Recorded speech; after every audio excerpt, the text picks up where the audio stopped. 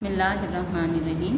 السلام علیکم عزیز طالبات، مہرہ پبلک اسکول سے مس مہجبین آپ کو مطالعہ پاکستان کے دوسرے سبق کی پہلی نشست میں خوش آمدید کہوں گی۔ آج کا ہمارا موضوع ہے تشکیل پاکستان کے سلسلے میں برصغیر میں تحریک احیاء اسلام۔ عزیز طالبات، برصغیر پر مسلمانوں نے 1000 سال سے زیادہ حکمرانی کی، لیکن جب انہوں نے اسلام کے سنہری اصولوں سے انحراف کرنا شروع کیا تو آہستہ آہستہ ان کا زوال شروع ہو گیا۔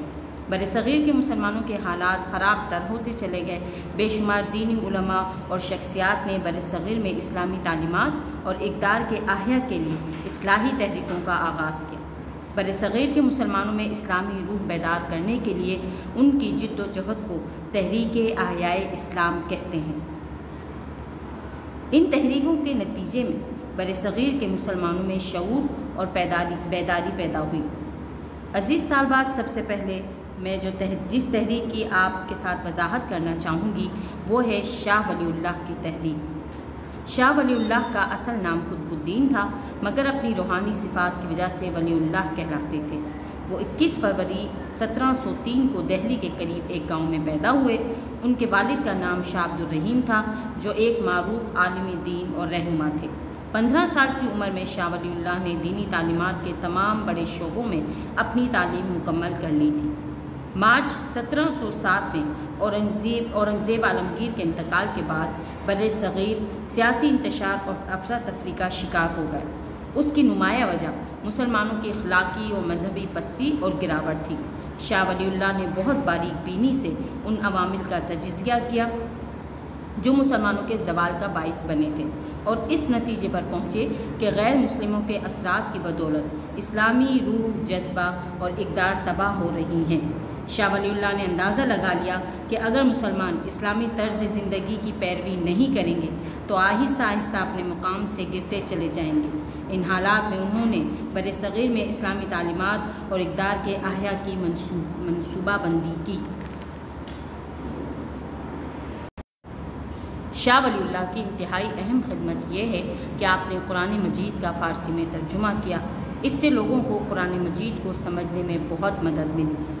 انہوں نے حدیث، فقہ اور تفسیر پر کتابیں بھی لکھیں۔ ان کی کتابوں میں سب سے زیادہ مشہور معروف کتاب حجت البالغہ ہے۔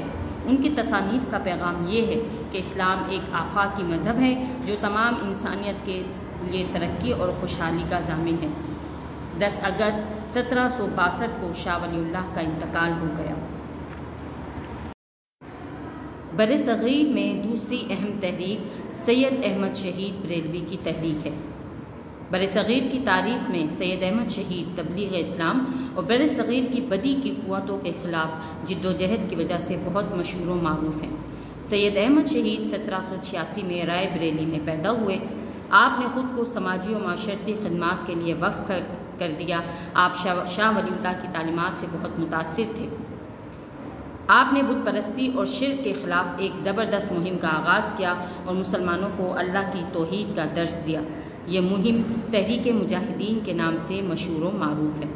سید احمد شہید کی تحریک کے مقاصد یہ ہیں: اللہ کی توحید کی تبلیغ کرنا، اسلامی تعلیمات کی احیاء، اسلامی اصولوں کے مطابق برصغیر میں ایک ریاست قائم کرنا، مسلمانوں کو ایسے اعمال و افعال اور خیالات سے بچانا جو اسلامی اقدار کے منافی ہوں، جہاد کی تبلیغ کرنا کیونکہ بدی کی قوتوں سے چھٹکارا پانے اور آزادی کا حصول مسلح جد و جہد کے بغیر ممکن نہیں ہے۔ اسلامی اقدار اور روایات کے احیاء کے لیے سید احمد شہید پنجاب اور شمال مغربی سرحدی صوبے سے سکھوں کا اقتدار ختم کرنا چاہتے تھے۔ انہوں نے پنجاب اور سرحد میں جہاد کا آغاز کیا، لیکن 6 مئی 1831 کو سید احمد اور ان کے جانثاروں کو شہید کر دیا گیا۔ فرائضی تحریک برصغیر میں اسلامی فکر کی شمع کو دوبارہ روشن کرنے کے لیے احیائی تحریکوں کا آغاز کرنے والے سب سے نمایاں مصلحین میں حاجی شریعت اللہ کا نام سر فہرست ہے۔ وہ 1761 میں فرید پور بنگال میں پیدا ہوئے۔ بہت کم عمری میں ہی آپ مقدس شہر مکہ روانہ ہو گئے، جہاں آپ نے 20 سال قیام کیا اور دینی تعلیم حاصل کی۔ وہ 1802 میں اپنے آبائی وطن واپس آئے۔ دینی معاملات میں اپنے اہل وطن کی انتہائی خستہ اور ناگفتہ حالت دیکھ کر آپ کو شدید صدمہ پہنچا۔ انہوں نے بنگال کے مسلمانوں کو غیر مسلم رسوم و رواج سے چھٹکارا پانے کا مشورہ دیا۔ انہوں نے اسلامی احکامات پر عمل پیرا ہونے کی ضرورت پر زور دیا اور ان اسلامی احکامات کو انہوں نے فرائض کا نام دیا۔ اس لیے اسلامی اصولوں کے لیے ان کی تبلیغ و تلقین اور مسلمانوں کے لیے اصلاحی تحریک فرائضی تحریک کہلاتی ہے۔ حاجی شریعت اللہ کے انتقال کے بعد ان کے فرزند محمد محسن عرف دودو میاں فرائضی تحریک کے رہنما بن گئے اور انہوں نے اس کو مزید مؤثر بنا دیا۔ احمد خان کی تحریک علی گڑھ تحریک کے نام سے جانی جاتی ہے۔ اس تحریک کے اصل مقصد مسلمانوں میں عمومی بیداری اور سیاسی شعور، انگریزوں کے ساتھ خیر سگالی تعلقات کا قیام، جدید تعلیم کے لیے ترغیب و تحریک، غیر متنازع اور عدم تشدد کی سیاست کا قیام شامل تھا۔ علی گڑھ تحریک کی امتیازی خصوصیات۔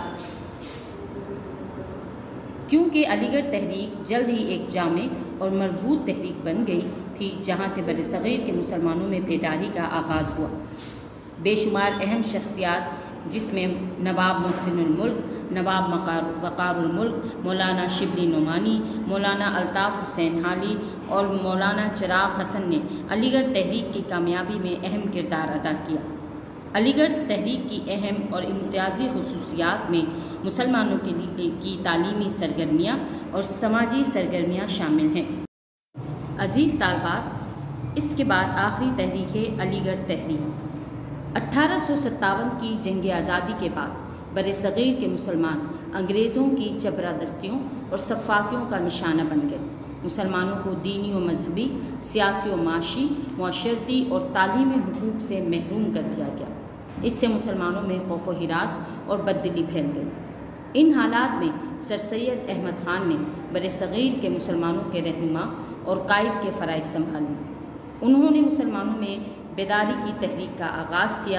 احمد خان کی تحریک علی گڑھ تحریک کے نام سے جانی جاتی ہے۔ اس تحریک کے اصل مقصد مسلمانوں میں عمومی بیداری اور سیاسی شعور، انگریزوں کے ساتھ خیر سگالی تعلقات کا قیام، جدید تعلیم کے لیے ترغیب و تحریک، غیر متنازع اور عدم تشدد کی سیاست کا قیام شامل تھا۔ علی گڑھ تحریک کی امتیازی خصوصیات۔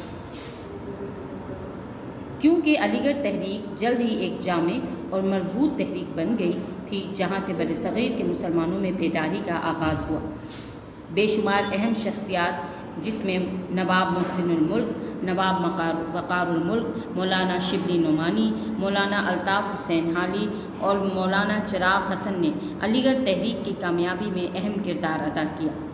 علی گڑھ تحریک کی اہم اور امتیازی خصوصیات میں مسلمانوں کے لیے کی تعلیمی سرگرمیاں اور سماجی سرگرمیاں شامل ہیں۔ سر سید احمد خان کی سماجی سرگرمیوں میں اسباب بغاوت ہند اور ہندوستان کے وفادار مسلمان نامی کتابچے تحریر کر کے مسلمانوں اور انگریزوں کے درمیان خیر سگالی کی فضا پیدا کرنے کی کوشش کی گئی۔ اس سے مسلمانوں کے خلاف جو سفاکانہ اقدامات تھے وہ کم ہو گئے، اور نمبر 2 مسلمانوں پر ملازمتوں کی پابندیاں نرم کر دی گئیں، اور نمبر 3 جنگ آزادی کے بعد مسلمانوں کی جو جائیدادیں اور ملکیتیں چھین لی گئی تھیں وہ لوٹا دی گئیں، اور نمبر آخری ترقی و فروغ کے مختلف پروگراموں میں مسلمانوں کو شامل کیا گیا۔ مختصر یہ کہ سر سید کی علی گڑھ تحریک برصغیر میں مسلمانوں کے لیے طاقت اور قوت کا ذریعہ بن گئی، اور اسی نے 2 قومی نظریے کی بنیاد فراہم کی۔ عزیز طالبات، اس لیکچر کو ہم دوسری نشست میں دوبارہ جاری رکھیں گے انشاءاللہ۔ اللہ تعالیٰ آپ کا حامی و ناصر۔ اللہ حافظ۔